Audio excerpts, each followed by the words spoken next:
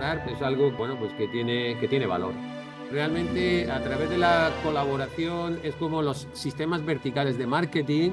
Hemos hablado de los sistemas administrados, hemos hablado de los sistemas contractuales. Es el modo como consigue ser mucho más eficiente muchas veces que los canales convencionales. En los canales convencionales, la colaboración no tiene demasiado sentido. Canales convencionales, recuerden, canales donde las relaciones no existen como tal, son meras transacciones. Tú tienes el mejor producto en cada momento al mejor precio y te compro hasta que deje de tenerlo o hasta que busque otro que lo pueda tener.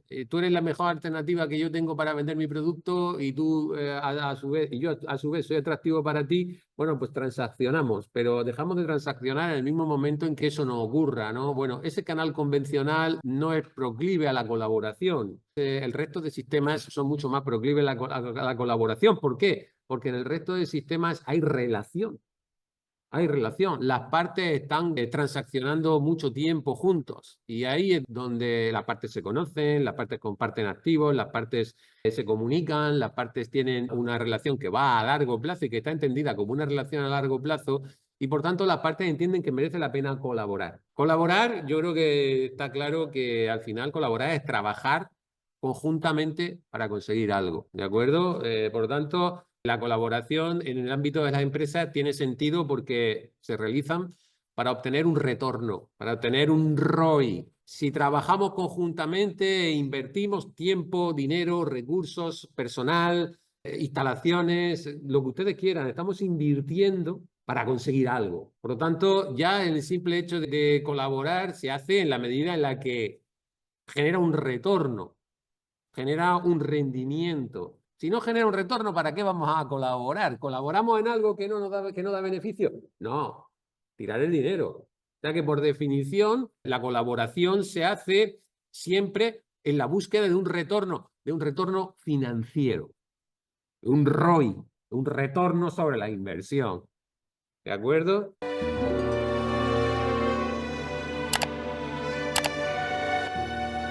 Bueno, pues entonces el retorno financiero es la clave primera para poder colaborar. Pero además, colaborar genera un retorno estratégico. ¿Eso qué significa? Bueno, porque significa que es un retorno que va más allá, del retorno financiero. Es un retorno que, por ejemplo, se traduce en reputación. En reputación. Las empresas que más colaboran y mejor saben colaborar generan o van teniendo con el paso del tiempo una reputación. ¿Una reputación de qué? Una reputación de buen socio, una empresa con la que merece la pena trabajar, una empresa con la que merece la pena empezar a tener operaciones. ¿Por qué? Porque tiene una reputación, trata bien a sus proveedores, trata bien a sus clientes, trata bien a sus distribuidores. Y por tanto sus distribuidores están encantados en abrirle la puerta en el momento en que esa empresa llame a su puerta.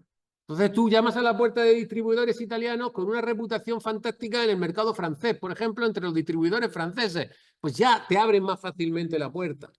Eso es un capital relacional que tú tienes y que ya de por sí te genera también con el paso del tiempo un retorno.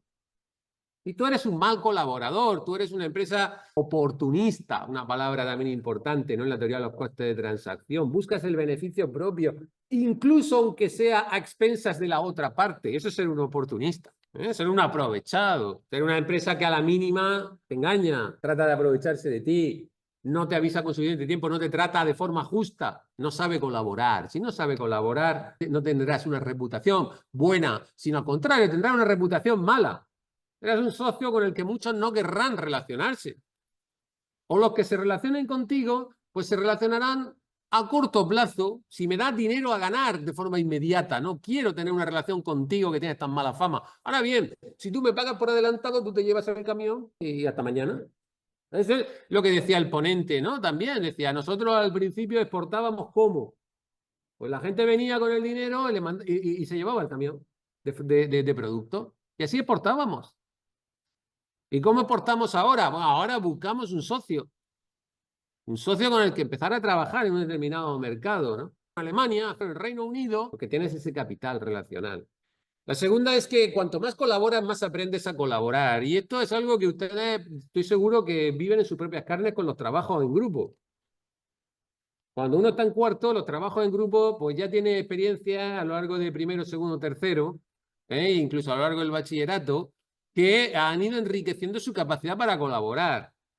Entonces, la capacidad de alianza, la capacidad, no la reputación, sino la capacidad de alianza, la capacidad para colaborar, para darte cuenta de que hay que ser flexible, pero al mismo tiempo hay que ser asertivo, hay que también de vez en cuando poner tu opinión y ponerla encima de la mesa y hacerla cumplir, y al mismo tiempo, bueno, pues hay que controlar y hay que ser flexible, y hay que, en fin, lo que decía el ponente, generamos y vamos generando una relación y vamos probando el mercado, vamos probándonos a nosotros mismos, ¿no?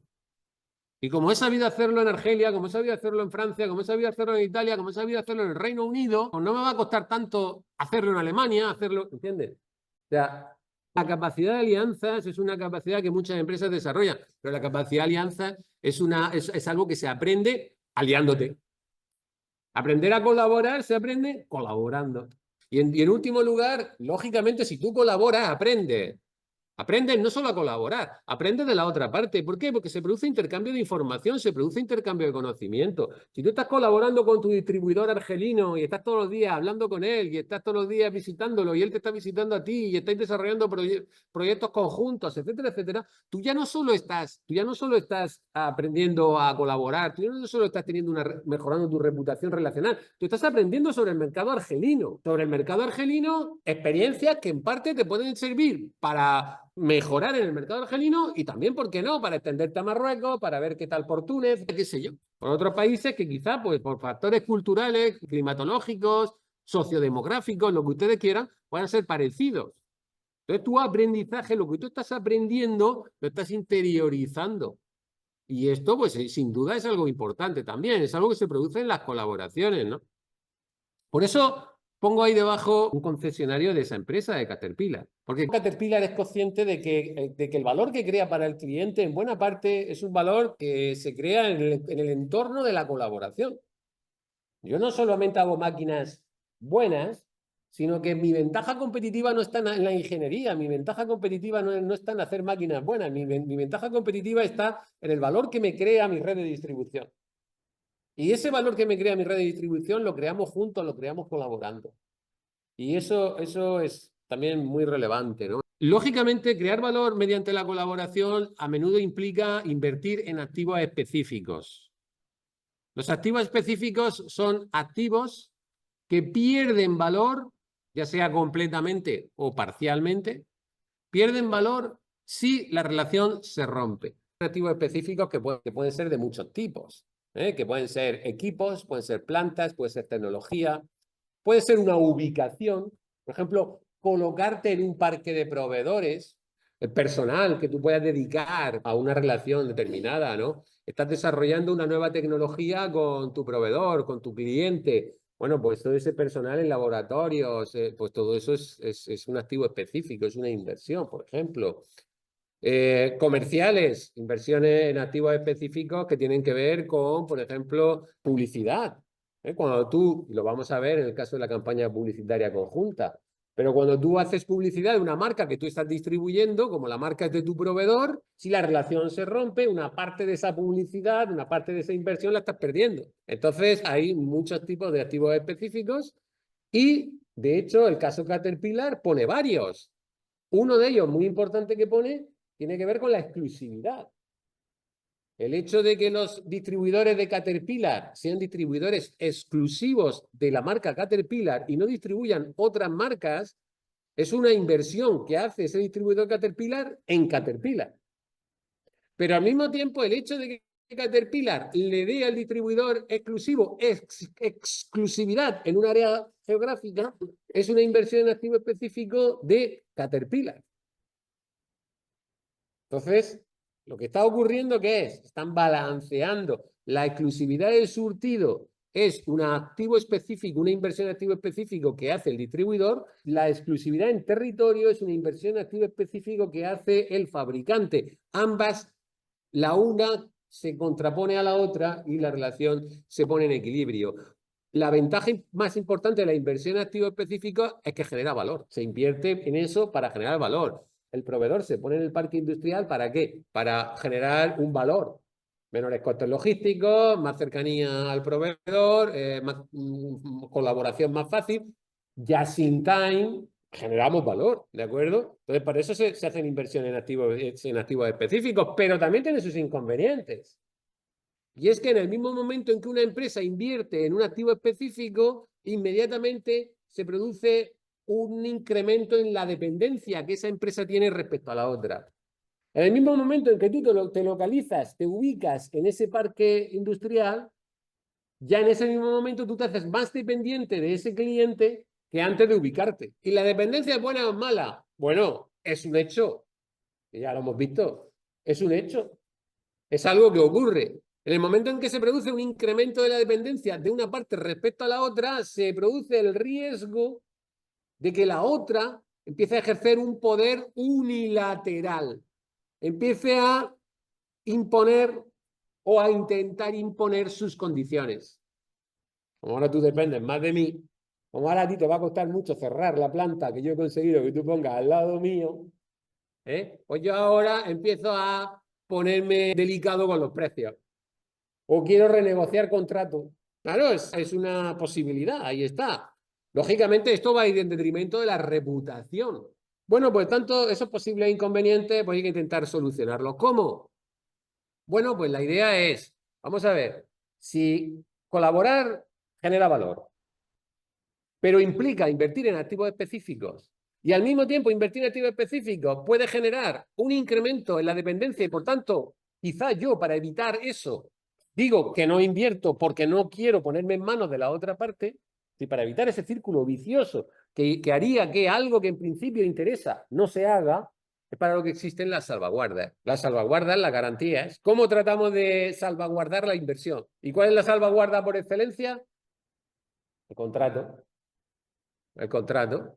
Mercadona firma con sus interproveedores un contrato que pone muy claramente cuáles son los compromisos de ambas partes. De modo que se dice, por ejemplo, entre otras cosas, que cada una de las partes puede finalizar el contrato con la otra, pero con un preaviso, con un periodo de desenganche de 3 años, el cual en el primer año se producirá una, como máximo, reducción de la actividad, como máximo ya ahí está el porcentaje puesto, del 20% respecto a la actividad del año anterior, en el segundo año del 40% y en el tercer año del 40%, por decir algo. Muy bien, pues ahí está el contrato que firman las partes que ya los abogados se encargarán de que tenga las cláusulas que tienen que tener, los departamentos financieros se asegurarán de que las garantías son lo suficientemente importantes y el contrato, por supuesto, que se firma. Cuando los activos son específicos, son muy importantes, por supuesto que se firman y mucho más. Así que el contrato es sin duda una medida de salvaguarda habitual. ¿Problema, ventajas del contrato? El contrato tiene una ventaja fundamental y es que el contrato es formal y si está bien redactado, pues tiene una ambigüedad más reducida. Y digo ambigüedad más reducida, no digo que no tenga ambigüedad, porque luego empezamos con las interpretaciones. De eso, de buena parte de eso viven los jueces de lo mercantil, ¿no? Ah, pues es que yo firmé, pero no, porque sí o porque no, o esto no está claro, o esto sí está claro, y ahí es donde los abogados y los jueces de lo mercantil viven. Y esos juzgados, bueno, como todos, están saturados. O sea, ¿eso qué significa? Bueno, porque tienen trabajo. Es decir, ahora bien, dicho eso, es verdad que lo que está escrito y firmado normalmente tiene menos ambigüedad que lo que es lo que se deriva de un acuerdo informal de darnos la mano. Nos damos la mano, hablamos y bueno, y hacemos, ¿de acuerdo? Así que sin duda el contrato pues tiene esa ventaja, una menor ambigüedad. Y bueno, pues tiene algunos problemas y tiene dos problemas importantes. El primero es que es costoso de hacer. Hay tiempo, hay dinero, hay abogados, es costoso de hacer. Es lento y costoso de modificar. Contratos se adaptan difícilmente a tiempos de mucha incertidumbre, de muchos cambios.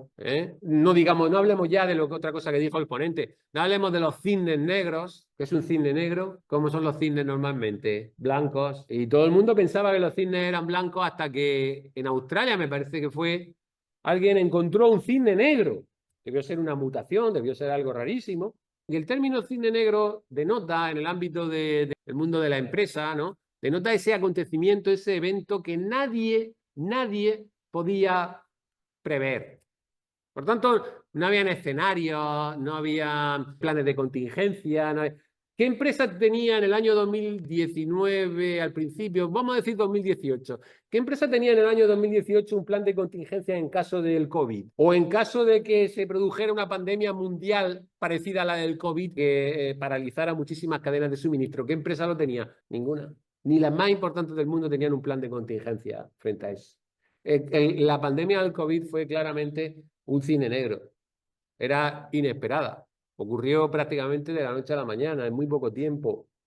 Y, por supuesto, generó una grandísima distorsión, ¿no? Imagínense cómo se ajustan los contratos en una situación como esa.